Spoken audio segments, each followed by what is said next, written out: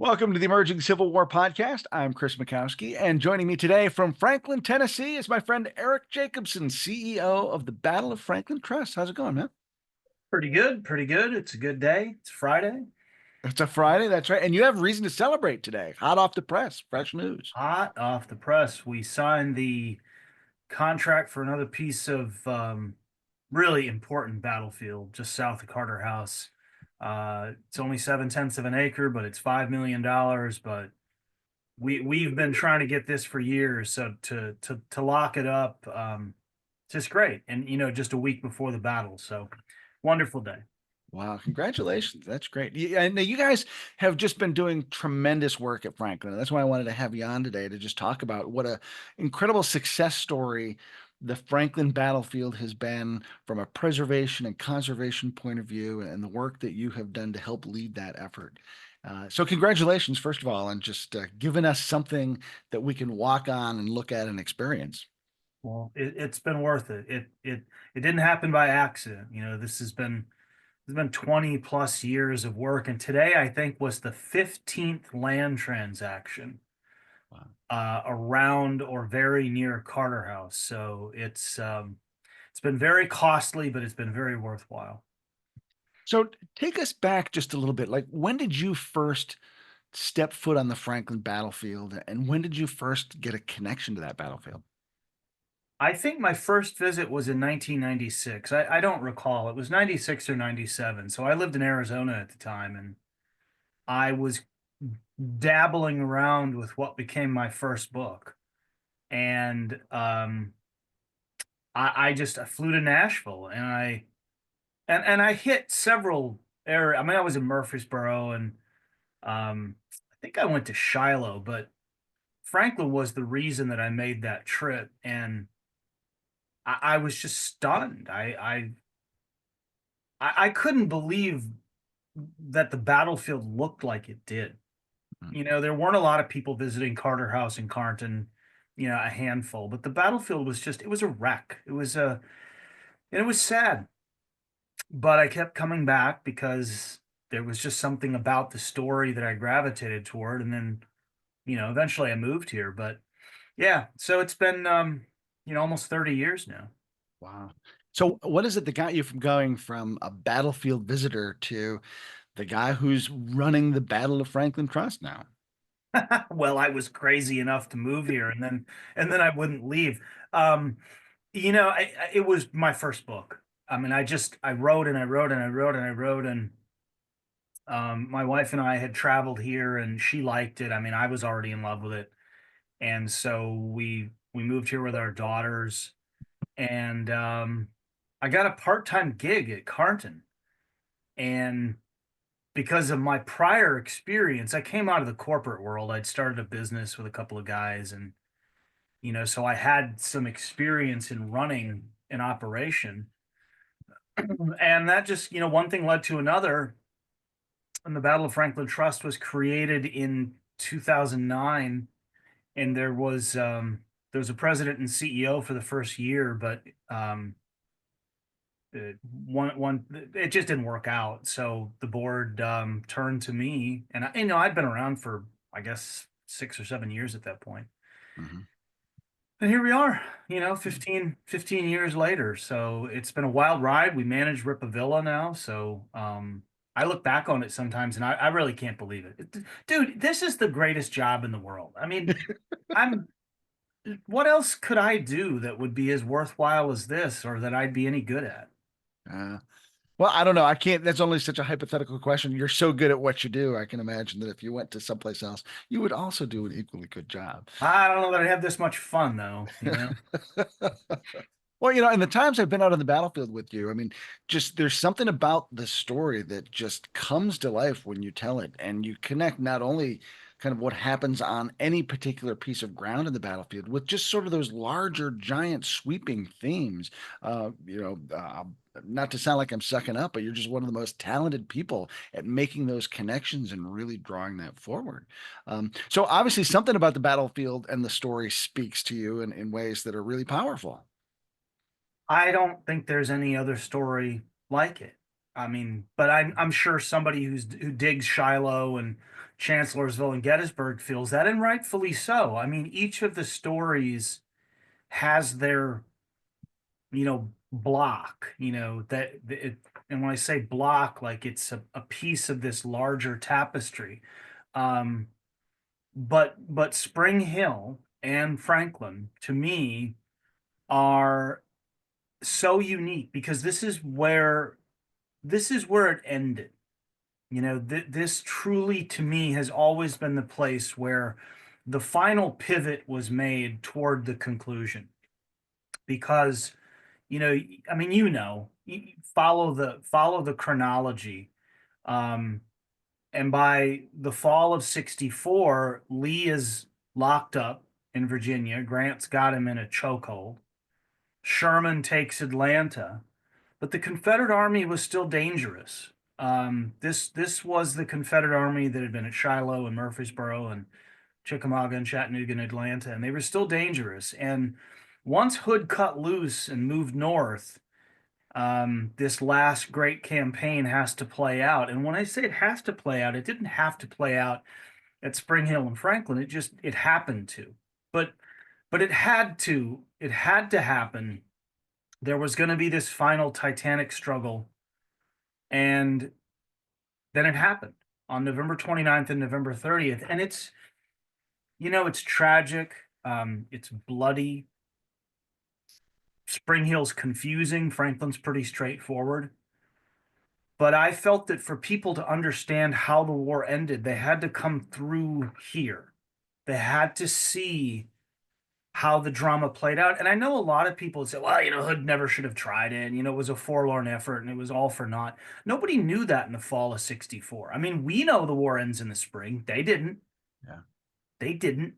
And I think it really shortchanges, especially the Confederates, if we just say, oh, it wasn't, it was all stupidity. Well, these Southern troops who fought at Franklin, they thought they could still win. And they were also willing to make that fight. And I do think, I guess without going on too long, Franklin is a place where the darkness and the tragedy that was the war is encapsulated in a way that I just don't think any other place is quite like it. Mhm. Because by December 1st, 1864, after the Battle of Franklin, now it is just a matter of time. Because Hood's army it wasn't completely wrecked, but its heart and its spirit were gone. And then it was just the clock's now ticking Yeah. toward Appomattox and the end. And I think it's really important to kind of remind people that that inevitability did not exist, because we do tend to look, I think, at Franklin as this tragedy. It's a tragic story. They don't know that going into it, though. It's a tragedy to us after the fact, but not to these guys. I mean, you've got guys from the Army of Tennessee heading back to its home state, their home state. They're feeling good that they're taking the offense and trying to do something. So that sense of tragedy was not yet imbued in that army. I think there are two things that I tackled early on that I thought were key to understanding why the Tennessee campaign is so important. And one is that Nashville was so well defended, Hood had no chance. That's just demonstrably false. Until the last days of November, there were only about 8,000 soldiers in Nashville. That's it. Yeah, it had an impressive ring of fortifications, but Hood brought 33,000 men into Tennessee. There was no guarantee that that little garrison was going to hold up had Hood hit it as fast and as furiously as he had hoped. So he got delayed. So that was the first thing. And then the second thing was that he never should have done it. And I just said, well, what was he supposed to do? Chase Sherman around? There was nothing to be gained by that. And yes, Sherman wanted to cut loose of Hood, but if you read the letters of the rank and file, they believe they still had a chance. And that's the part also that we can't forget. And then connected to that is how the Federal soldiers of the 4th and the 23rd Corps saw the Confederate Army as a real threat. They were concerned that Hood might just succeed. And that's so the culmination of the second part that I've argued for a long time. Someone asked me once, had Hood somehow taken Nashville, does it change the outcome of the war? Well, I don't think it probably changes the outcome, but imagine had he taken it. What happens then? I bet Sherman can't go into the Carolinas because Sherman's now got to deal with an absolute disaster in Tennessee. And this is the what if game that I don't like to play. But if Hood took it, you could see the war theoretically drag way deeper into 1865. Mhm. And so I think the outcome doesn't change, but the body count does. Uh, And how Grant and Sherman and Lincoln have to try and finish things off. All of a sudden, our war is, you're looking at who knows when it ends. right, right, And I just think it's vital to come through this corridor to see where what really happened did play out. mhm, And part of that, our victory today is just another piece in reclaiming a battlefield that Congress in the early 90s, when it did its, national battlefield study, said was lost. uh, And yeah. it's a dream come true, man. It's and to see the visitors coming out, goodness gracious, it's wonderful. Well, and you got some good news recently too, in that you guys are getting a new visitor center. I mean, so there's a lot of good stuff going on there. Yeah, well, today the archaeology work started at Carter House in preparation. So they're doing archaeological work where the visitor center is going to stand, which for anyone who's visited, it will be right next to the existing one. But yeah, man, that's going to be hopefully open by early 2026. And what's really cool about that is that's a building that will guests can come in, buy tickets, see the exhibit space, the museum, and do what people do every day. But it will last 50 years. So this is, kind of becomes that thing where you're like, oh my gosh, we're going to build something that's going to outlive me. But that's really what the battlefield is too, right? Because the battlefield's always there. And so we're buying ground so that people 50 years from now, like let's say 40 years from now, on the 200th anniversary of the Civil War, they'll never know there was a Pizza Hut or this silly building. They'll just see the battlefield. And wow, that's a that's a great thought itself. Yeah. Um, when you talked about the lost battlefield from the 1990s, I don't know if you can hear my cat is deciding every time I turn my microphone on is in the background meowing. Um, when you talk about that lost battlefield in the 1990s, paint that picture for folks who maybe haven't had the chance to, didn't have the chance to go back and walk that ground and see how lost it really was. Well, the entire battlefield really was covered up, but there was something particularly egregious about where some of the heaviest and most costly fighting had occurred, east and west of Columbia Pike, kind of southwest and southeast of Carter House. It was littered with the most ridiculous kind of 20th century stuff. Strip malls, a couple pizza places, little tiny homes that have been renovated into commercial buildings. And so it was like, it was post World War II Blight. It was like low grade suburbia. It was just, I remember standing sometimes where the Carter Cotton Gin had once stood, where all of this fighting between Pat Claiborne's division and the Ohio and Indiana troops and that epic struggle east of Columbia Pike. And there was this filthy dumpster that was behind the strip mall.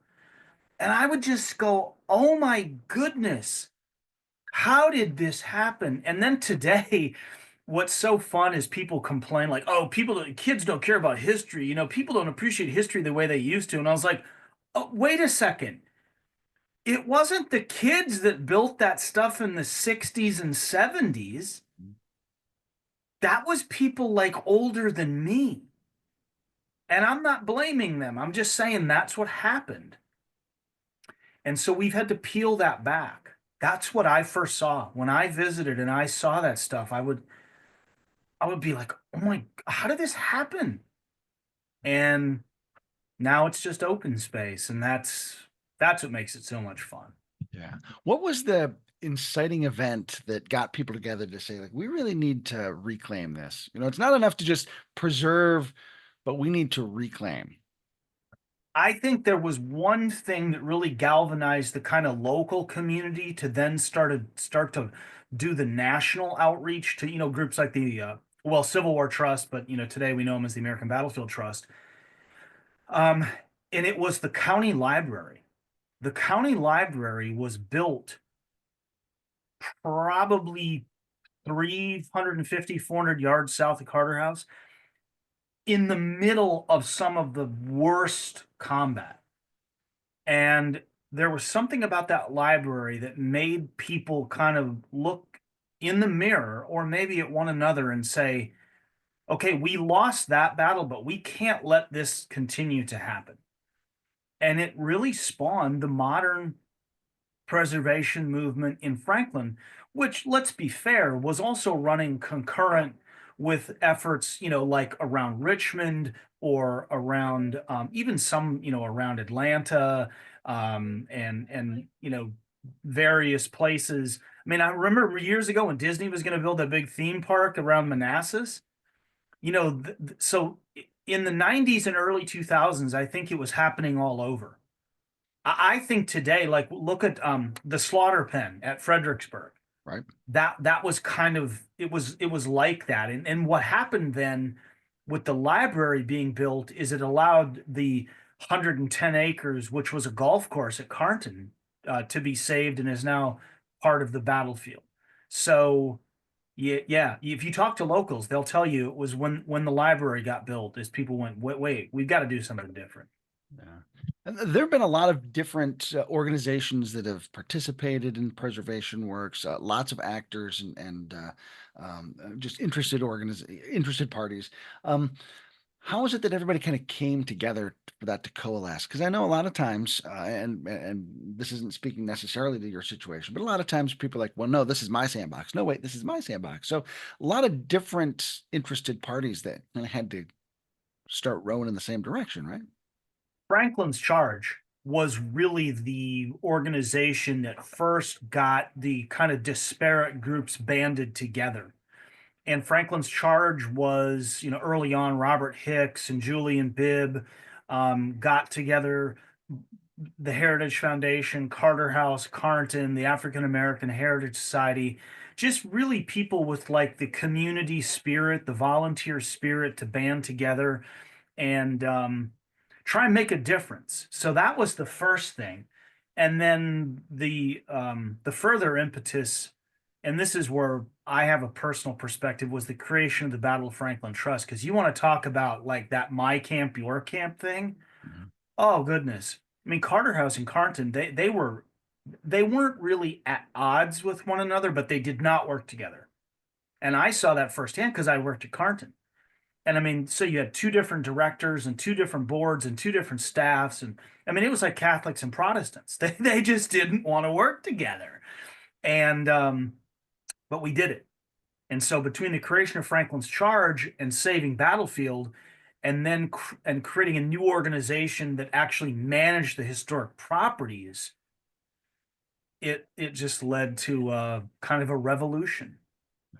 Because now it really does feel like if somebody goes there, there are things to see in a sort of holistic kind of package, and you Yep. visit these three different sites, including the one that you guys have down at Spring Hill, and so you get that nice big fuller story. And I know that's an intentional phrase I'm using because then you guys have been piecing in other parts and of the overall story to tell too. So there's a real neat overall umbrella that ties together the Franklin experience now. Yeah, and we got the city of Franklin involved early on. Jim Lighthizer, long president of the trust, said years ago, if you don't get the local government involved, you're probably not going to be as successful as you might otherwise be.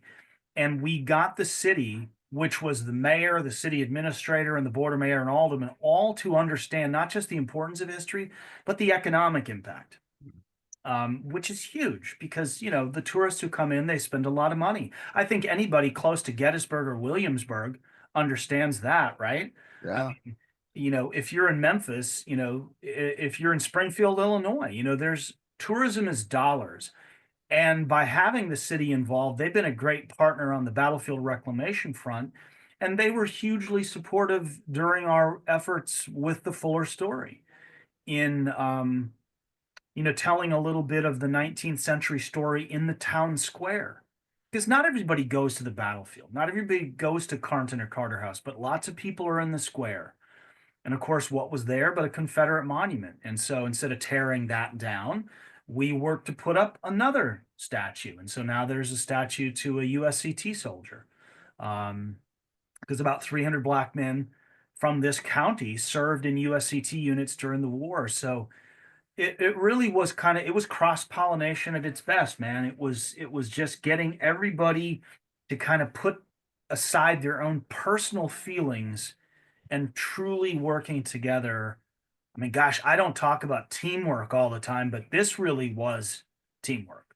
Yeah. This was everybody kind of getting together, and not everybody got it. There some people to this day that like, why can't we go back to the old days? Well, we're not. We're Yeah. looking forward, and but for the most part, those who saw the benefits and those who really believed in it came together to make a difference. Uh, Walk me through the experience. If I'm a brand new visitor to Franklin, I've never been there before, and I want to come and explore the battlefield and see what you guys have done. Where do I go and what do I see? Well, selfishly, I think the places to go are the places where you can learn, I think, the most, which is either you want to do it chronologically, it's start at Ripa Villa in Spring Hill and then go to Franklin. But if you're just in Franklin, it's Carter House and Carnton because they're not just house museums, as you know, they are on the battlefield. These families were so personally impacted. But there's a multitude of offerings. I mean, you can do the prototypical standard house tour, but we offer battlefield tours, extended tours, slavery tours. We're really interpreting 100 years of history with the Civil War as the centerpiece of that. But you could spend, I mean, I think you could spend 2 days Hmm. minimum, um, just visiting the homes and the battlefield. And then there's the kind of ancillary stuff like Fort Granger and Winstead Hill and the town square where the statues are and the cemeteries where people like Todd Carter are buried.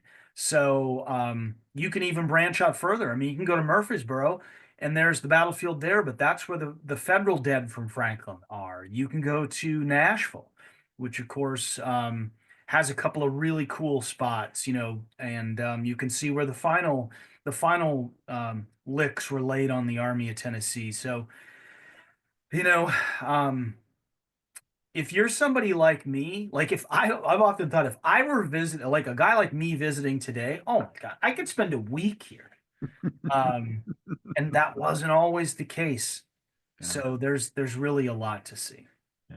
One of the things that I love about coming to the Carter House in particular, and just the way you guys have reclaimed that property, and you've done some really neat interpretive things where you've put some cannons on the battlefield. People come to a battlefield, they like to see cannons, but you've marked out the federal line in some pretty interesting ways. You've done archaeological work to show where the Carter cotton mill was or cotton gin was. Tell me about some of those things that people will see. Some monuments and markers and things like that. Well, so early on, one of many conversations that we had was, well, now we've saved some of the battlefield. What do we do? And like, I remember the day we put up the first interpretive marker. Like that was really cool too, because the battlefield was being interpreted in a way that it hadn't. You didn't just have to point and say, well, this occurred over here. People could actually walk to it and see where a particular unit was, or you could actually walk to where Pat Claiborne fell during the early stages of the fighting. Um, but archaeological work was key too. We did three major digs during the course of it. One on the west side of Carter House, then one on the east side, and then back on the west side. And that was wild because we found all the military stuff one would expect but to be able to then mark it. And what we did, and I stole this idea, and I I don't know if it was Verdun. There was some World War One battlefield where a part of a trench had been marked actually with crushed seashells. And I thought it was a really cool concept because what they did was they weren't just telling people where this particular um, earthwork or trench was, but they were also laying down a product that prevented grass and weeds from growing and then protected what was underneath it. So it served like three different purposes. So that's what we did. And today at Franklin, you can see the federal line, which is important because that's the line the Confederates broke through. So you're getting to experience both sides in one place, and it's crushed rock. And it's kind of like a demarcation. Um, and then you have the interpretive signage. And then I guess about 7 or 8 months ago, we unveiled the first official like monument on the battlefield, which was to Texas troops. And so now you can see where some of the Texans fought. And just today, there was a conversation that started about perhaps a monument, another monument. So I'm not going to say which state, other than to say it's the other side. So Okay. a northern state has might be having a monument soon as well. Oh, wow, wow. And I don't want to miss the chance to talk about what you guys are doing down at Ripavilla because if you go down to Spring Hill, there's also stuff to see and trails to follow. And you guys have taken over management of a property down there that really adds some cool stuff to the story. Tell us a little bit about that. Well, I think I also have to say for many people, they'll say you have the greatest job ever, or it's the coolest job ever. I'm like, yep, still a job. I mean, I guess you could probably have been in a super popular band and you've still got to travel and do the gigs and all that, right? Um, Spring Hill was it for me. That was my thing. I was obsessed with Spring Hill because I wanted to know how John Schofield got away, and I wanted to know why Hood made the decision he did at Franklin on November 30th. So what that did was it took me to Spring Hill. It took me to Murray County. And I spent years doing, I mean, I walked, I don't know how many miles. I followed every road, path, uh, creek crossing, river crossing. I did everything. I spent a lot of time at Ripavilla.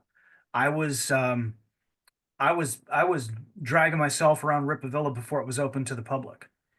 And I just wanted to know. And if there was ever a place to this day, and I still have a Spring Hill address, I live down there, is I think that place speaks to me as much as anything because that was where the tragedy began. That was where the Confederates had a chance and they let it slip away.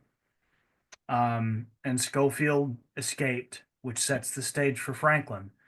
And so Ripavilla had been open for about 20 years. Um, had always had troubles, making ends meet. Eventually, the site was donated to the city of Spring Hill. The money problems continued. And the city just decided to make a change. They wanted a new manager. And so I went to my board.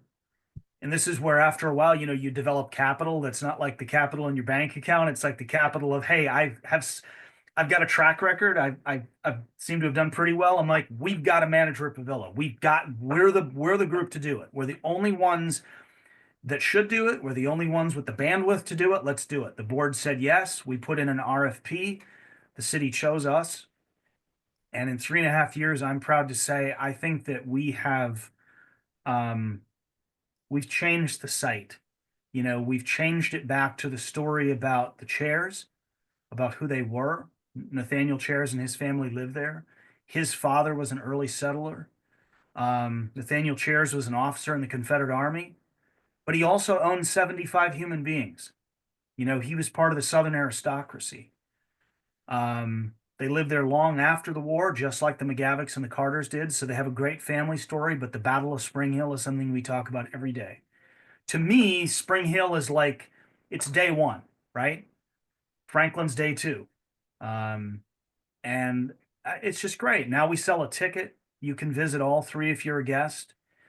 And I think Ripa Villa offers us potential that 10 years from now, um, it may be hard to recognize where we are at versus where we will be. Mhm. Because my next step there is to build a visitor center um, that allows us to truly interpret not just Ripa Villa, but Middle Tennessee history, which is really part of early America's expansion. You know, that this was the frontier in the 1790s and the early 1800s. And this is where we really start to fracture because it becomes a story about the expansion of slavery. And I think there's just so many opportunities there. Yeah, yeah. Well, and the Polk family, which settles down near Columbia, not too far to the south. I mean, great example of how people leapfrog from the east, land in Tennessee, and then really kind of use that as a springboard to spread out and put their fingers in all sorts of different stuff. That's right. And what does James K. Polk do? Native Tennessean, really an Andrew Jackson disciple. What does he do among many other things? It's the war with Mexico. Uh, And that massive land grab just inflames the slavery argument because what does it do? It turns into expansion. And really, from the time of the end of the Mexican War, that the next 15 years are just a spiraling descent towards civil war. yeah, yeah, And yeah, he's right there. And actually Jackson, I mean Jackson is a Tennessean and his strong stance against secession. And so that's part of the story too. And that's a great part of the evolving world of heritage tourism or just tourism is young people want to talk about these subjects. They want to understand how did we go from 1800 to 1830 to 1860? What's the path? And what a better place to do it, man, than right here in Tennessee.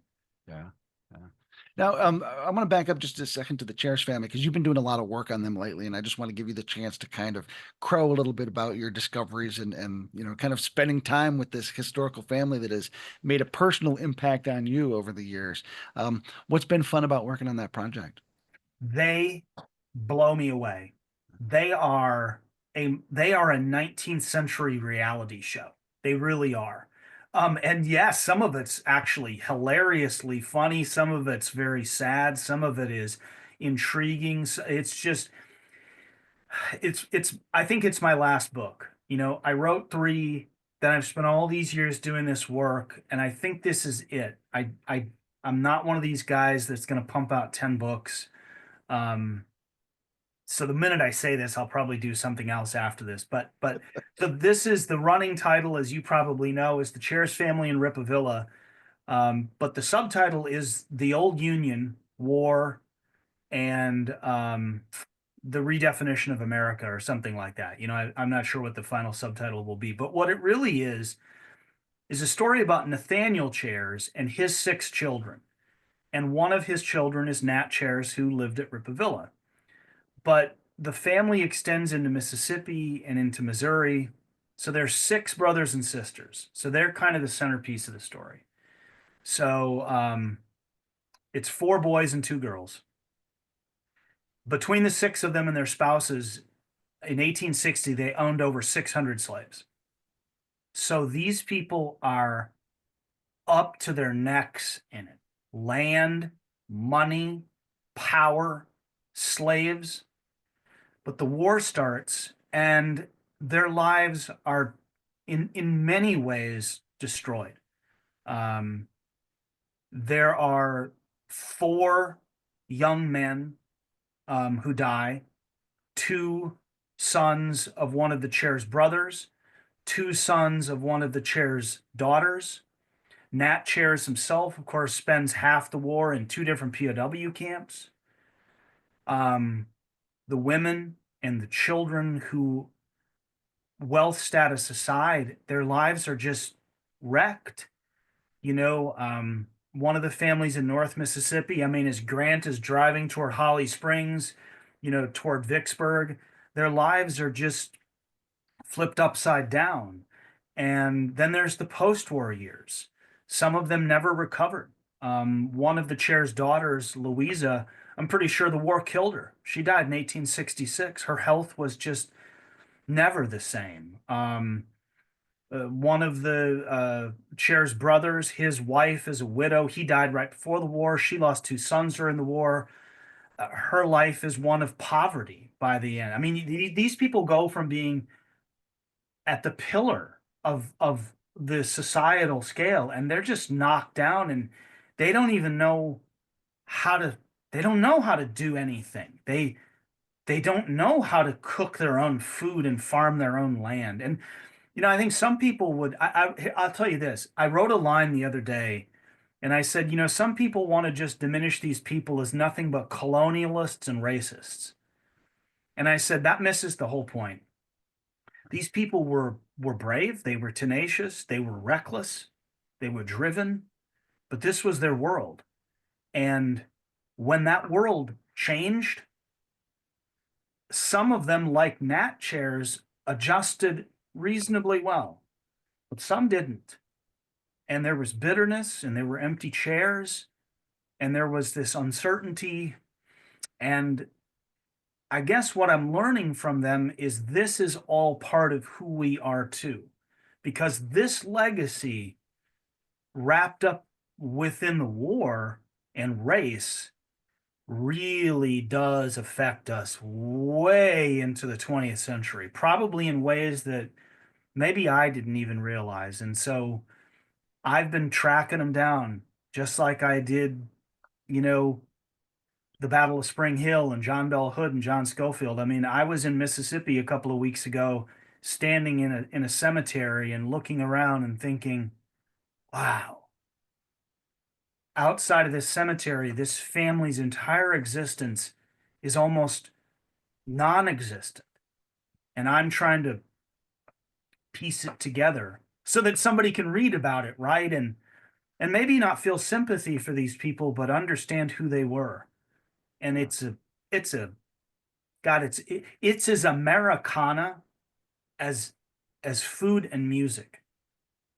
And it is just a wonderful, wonderful story. Wow, I can't wait to read it. I can't wait to read it. So, last thing I want to ask you about Spring Hill, just before we head back up to Franklin. One of the things that I think is really cool about the property down there is you can walk the trail and go out and stand in the fields where Confederates may have watched the Federals march on by the road. It's a stunning piece of ground that tells a stunning story. What's it like to be out on that ground and think about that lost opportunity, as it's so called, and be able to experience for yourself? It is as enjoyable and especially this time of year as impactful as it was when I was, you know, 25 years old, and I'm not 25 anymore. I can still feel it. I stand up on that ridge north of Ripa, east of Columbia Pike, and think about how close the armies were that night. And up on that ridge, it's no wonder the Federal soldiers could see the campfires twinkling in the darkness as far as the eye could see. And then so when the sun comes up on the morning of November 30th, you really can see why the Confederates, from Hood down to, the lowliest privates, were so frustrated and they couldn't believe that the Federal troops had slipped away. And I think Spring Hill is you truly cannot understand Franklin unless you go to Spring Hill.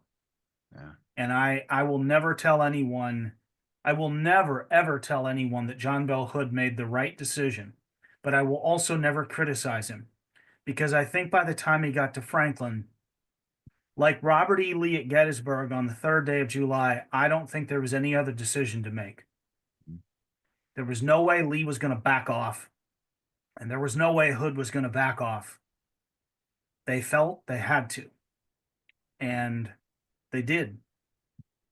And that itself is a moment when if you don't feel that, if you're honest enough to say, if you were that man, would you back off? Would you just say, well, guys, we tried really hard. Let's go. I don't think you can. I just don't think you can. Yeah. And I think that is still very, very powerful, especially when you consider that they knew the status of the world at that moment. I think Lee knew they might never get that far north again, and he was right. And I think Hood knew that if they lost, their world was not going to exist. And that's pretty powerful too. Those are incredible stakes. I'll give a little shout out to our friends at the American Battlefield Trust for the preservation work they've done at securing some of that ground at Spring Hill.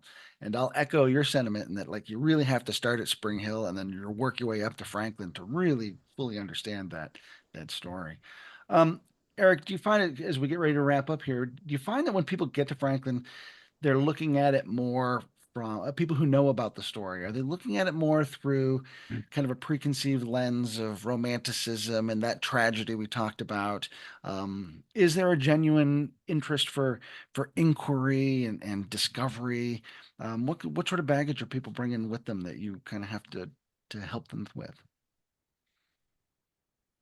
That's actually a really that's a superb question, and I mean that because I've seen the change. I remember the baggage people brought with them 20 years ago, and much of it was romance. Um, Much of it was, Hood was a drug addict and an idiot, and he never should have done this. Some of it was on the federal side. Well, Emerson Updike saved the day, and that was that. It was a very simplistic look at the battle. Um, it was also somewhat romantic because it was very kind of, I'm not going to say lost causey, but sort of romantic. The six brave Confederate generals and the Army of Tennessee, which with virtually no talk of the other side. So now going forward, Hood is not lambasted.